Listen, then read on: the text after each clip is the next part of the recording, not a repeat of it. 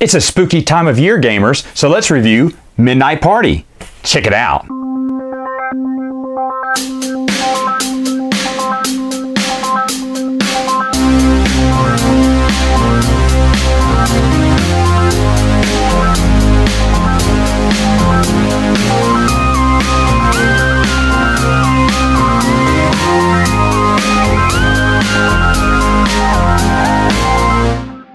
To set up for the game, you're going to pick your color, pick your players, and put them around the board here. You're going to take Hugo the Ghost here and put him right here at the bottom of the staircase. Now the game scales between 1 to 6 players. You can pick different colors, and of course you would have less pawns the more players you played. And then how it starts is everyone's going to roll this die. Now in the instruction book it actually shows that there is a ghost on the die. Unfortunately, the person who mailed me this copy did not give me one with a ghost. I have a 1. So in this case, whenever I roll a 1, that's when the ghost will move. Now what you're going to be doing the whole time, you're going to be rolling this die and just moving around and around in a circle, having a great party. And every time someone rolls a 1, you're going to move Hugo the Ghost 3 spaces. 1, 2, 3. Now, the game really starts kicking into high gear when Hugo enters the ballroom, because then now you have to play. It's almost like musical chairs. Everyone is trying to run in to all of these little rooms here to, be safe from Hugo. And some of these rooms have spaces that are +3 points. Some have -1 points because there's actually a ghost. There you go. If you can see the ghost right there, that's why they're -1.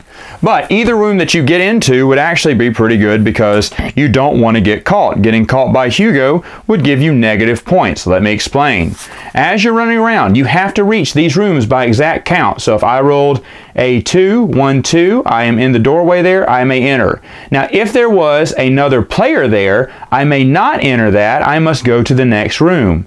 You keep going around until everyone has found a room or everyone has been caught by Hugo.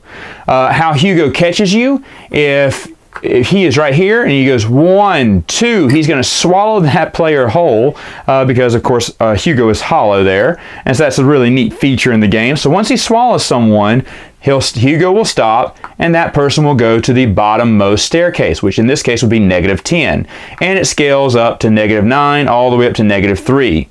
So the round ends when either the staircase is full or everyone has found their room.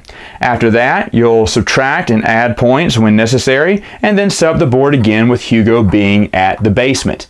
After 3 rounds, the person with the least negative points wins. Final thoughts, what do I think about Midnight Party? Well, actually the game is very simple and very fun. Now this also goes by the other name Ghost Party, but it's the exact same game. You're going to win by having the least negative points. That's right, you will always get negative points in this game. There is no ifs, ands, or buts about it. Even if you were to make it in those +3 rooms, that's only 6+ points, and Hugo's probably going to catch you too a couple of times, which could be a -8, which would wipe all that out.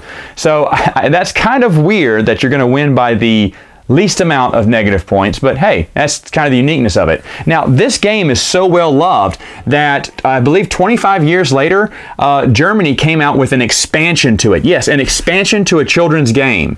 What it is just a bunch of cards, and they're all written in German, but I think it has it gives you special abilities when you play those cards. So it's kind of crazy that a game, a children's game from years ago, decades ago, has its own expansion years later. But hey, that just shows you how many dedicated people out there love this game. So should you get this game? Yes, if you think it's worth it. It's actually a really fun, easy game to play.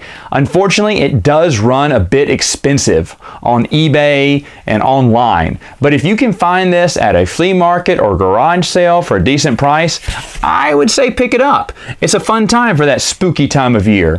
All right, gamers, that's all the time I have for now. Until next time, game on!